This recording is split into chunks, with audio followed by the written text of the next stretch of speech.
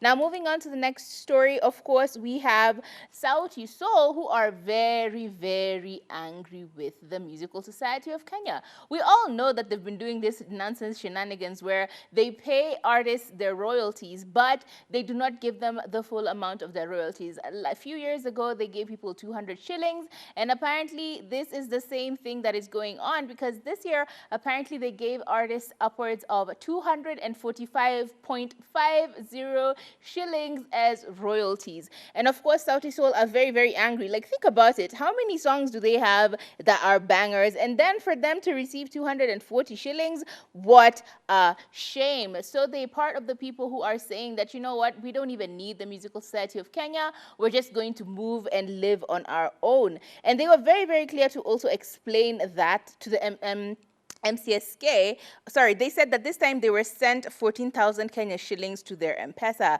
And this is hilarious because they're saying, why does the Musical Society of Kenya always act like they're doing Kenyan musicians a favor? Let's get a few things clear. One, the royalties are not money that is to be paid to you, but is money for the artist. You're not supposed to take remuneration out of their royalties. However, you're supposed to collect the royalties and give them to the artist, which essentially is pretty much what is supposed to be happening. But recently, they have been doing entirely too much.